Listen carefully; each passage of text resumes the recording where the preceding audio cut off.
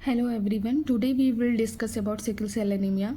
Sickle cell anemia is a autosomal recessive hereditary hemolytic anemia caused by mutation in the beta globin gene leading to the formation of HbS. It is a qualitative defect of hemoglobin. Now etiology में mutation in beta globin gene of the haemoglobin, जो beta gene होता है, beta gene chromosome 11 पे होता है। तो उसमें क्या होता है, substitution of valine replace glutamic acid at 6 position of the beta chain. It is inheritance autosomal recessive.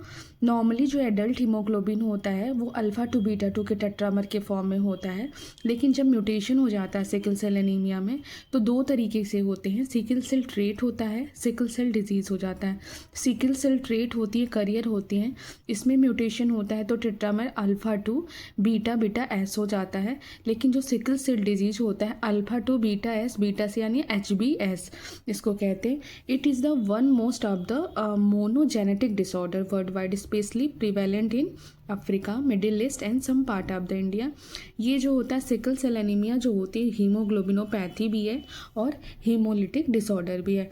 तो सबसे पहले हम पैथोजेनेसिस के बारे में देखेंगे। पैथोजेनेसिस में क्या होता है, जब बीटा ग्लोबिन जीन में म्यूटेशन हो जाता है, हाँ म्यूटेशन होता है तो glutamic acid valine substitution 6 position पे, मतलब ग्लूटामिक एसिड जो होती हैं 6 पोजीशन पे उनका सब्स्टिट्यूशन हो जाता है तो हीमोग्लोबिन एस का फॉर्मेशन होता है। अब उसमें डीऑक्सीजनेशन होता है, पॉलीमराइजेशन होता है, तो आरबीसी जो होती हैं वो रिजिड और सिकल शेप्ड हो जाती हैं। बार बार सिकलिंग होता है तो मेम्ब्रेन डैमेज हो जाते हैं और दो कंसिक्वेंसेज आ जाते हैं। पहला हीमोलिसिस में क्या होता है, एक्स्ट्रा वेस्कुलर हीमोलिसिस हो जाता है स्प्लीन में, तो क्रोनिक हीमोलिटिक एनीमिया हो जाता है, जिससे जो क्या होती है रेटिकुलोसाइट बिलिरुबिन जो होती है बढ़ जाती है, जॉन्डिस और गॉलस्टोन मिलते हैं। सेकेंड वॉजो ऑक्लूशन होता है, इसमें क्या होती है ब्लड वेसल्स में जो होती हैं ब्लॉक हो जाती है, जिससे टिश्यू इस्कीमिया हो जाता है, पेन क्राइसिस और आर्गन इन्फेक्शन हो जाता है, जैसे कॉम्प्लिकेशंस आ जाती हैं acute stroke syndrome, acute chest syndrome हो गया, स्ट्रोक हो गया, बोन इन्फॉक्ट हो गया, स्प्लीनिक इन्फॉक्शन हो गया, जिसकी वजह से ऑटो स्प्लेनेक्टमी हो जाती है। अब है क्लिनिकल फीचर्स। क्लिनिकल फीचर में सबसे पहला हीमोलिटिक एनीमिया होता है, जिसमें पैलर, फैटिक, जॉन्डिस और स्प्लीनोमेगैली, अर्ली स्प्लीनोमेगैली हो जाती हैं। सेकेंड है वॉजो ऑक्लूसिव क्राइसिस, जो मोस्ट इंपॉर्टेंट हो जाता है, और इसमें क्या होता है ब्लड वेसल्स में जो सिकल सेल आरबी उसकी वजह से ब्लड वेसल्स में ऑक्लूजन होते हैं, तो बच्चों में hand and foot syndrome, dactylitis, avascular necrosis in the neck of femur, H से vertebra, cod fish mouth vertebra हो जाती हैं, क्रियो कट अपीयरेंस स्कल का हो जाता है जो थैलेसीमिया में भी देखने को मिलता है, chronic non healing ulcer of leg हो जाता है, एक्यूट चेस्ट सिंड्रोम हो जाती हैं, पेन हो जाता है ड्यू टू इस्कीमिया और पेनफुल इरेक्शन जैसे प्रायापिज्म। थर्ड है एप्लास्टिक क्राइसिस, इसमें क्या होता है रेड सेल जो प्रोजेनेटर होती हैं उसमें पार्वो वायरस का B19 का इन्फेक्शन हो जाता है, जिसकी वजह से इरेथ्रोफोसिस जो होती है रुक जाती है और एनीमिया और भी वर्सन हो जाती हैं। फोर्थ है सेक्वेस्ट्रेशन क्राइसिस, ये मेनली जो होती है चिल्ड्रेन में ही होती हैं। इसमें क्या होता है massive entrapment of sickle red cells हो जाती है, जिसकी वजह से साइज बढ़ जाती है स्प्लीन की, और साइज बढ़ जाती है तो हाइपोवॉल्यूमिक शॉक हो जाता है।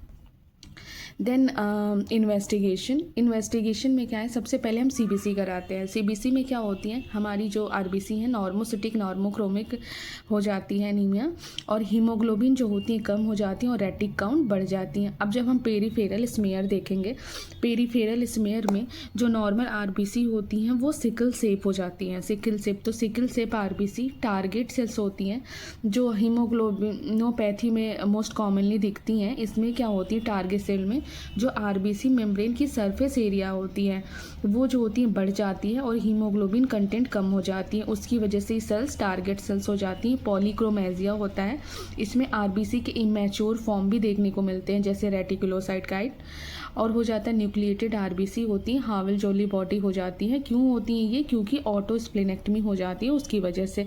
इसमें एक टेस्ट होता है सिकलिंग टेस्ट जो होता है, स्क्रीनिंग टेस्ट होता है। इसमें क्या होता है 1 ड्रॉप ब्लड को हम स्लाइड पे रखेंगे, फिर उसमें 2% सोडियम मेटाबाइसल्फाइड ऐड करेंगे और जेंटली मिक्स करके उसको कवर स्लिप से ढक देते हैं, और फिर कवर स्लिप से एज जो होते हैं उसको जो होते हैं सील कर देते हैं कि एयर की एंट्री ना हो पाए। उसके बाद हम आधे घंटे के बाद माइक्रोस्कोप से देखते हैं, अगर RBC जो होती है क्रिसेंट से दिख रही यानी ये टेस्ट पॉजिटिव होता है। देन हीमोग्लोबिन इलेक्ट्रोफोरेसिस है, उसमें अगर डिज़ीज़ है तो उसमें HbSS बढ़ा हुआ होता है और HbA एब्सेंट होता है। लेकिन अगर करियर है यानी ट्रेट है तो उसमें HbAS दोनों होता है लेकिन HbA ज़्यादा हो जाता है। और हीमोलिसिस की वजह से रेटिकुलोसाइट काउंट भी बढ़ते हैं, इनडायरेक्ट हीमोग्लोबिन भी बढ़ जाता है, ऑस्मोटिक फ्रेजिलिटी जो होती है वो डिक्रीज़ हो जाती है। और HPLC डायग्नोस्टिक होता है, इन्वेस्टिगेशन आप चॉइस कह सकते हैं। हाई परफॉर्मेंस लिक्विड क्रोमेटोग्राफी ये मोस्ट एक्यूरेट और मोस्ट कॉमनली यूज्ड हो जाता है, जो क्वांटिफाई करता है हीमोग्लोबिन A, S, F और A2 को। लास्ट है DNA एनालिसिस। DNA एनालिसिस में क्या होता है, डिफेक्ट जो होती है बीटा ग्लोबिन जीन म्यूटेशन को, जो डिफेक्ट उसको डिटेक्ट करता है, और ये मेनली जो होता है प्रीनेटल डायग्नोसिस में यूज़ होता है। नाउ जो होता है मैनेजमेंट हम कैसे करेंगे, सिकल सेल एनीमिया हो गया तो सबसे पहले जनरल मैनेजमेंट होता है। जनरल मैनेजमेंट में क्या है, हम फॉलिक एसिड देते हैं, वैक्सीनेशन करवाते हैं न्यूमोकॉकल, हीमोफिलस इन्फ्लुएंजा बैक्टीरिया के लिए, और जो होता है हाइड्रेशन मेनली हम चेक करते हैं। अब फॉलिक एसिड क्यों देते हैं, क्योंकि फॉलिक एसिड क्या होती है, जब हमारी बॉडी में क्रोनिक हीमोलिसिस हो रहा है तो इरिथ्रोपोइटिक एक्टिविटी जो होती है बढ़ जाती है, तो जो फॉलेट का रिक्वायरमेंट होता है वो ज़्यादा हो जाता है, इसलिए हम फॉलिक एसिड देते हैं। लेकिन जो स्पेसिफिक मैनेजमेंट होते हैं उसमें हम सबसे पहले हाइड्रोक्सी यूरिया डेसिटाविन देते हैं, जो फीटल हीमोग्लोबिन को बढ़ाती हैं और सिकलिंग कम कर देती हैं। ये क्या होती हैं, ये DNA सिंथेसिस इनहिबिटर होती हैं।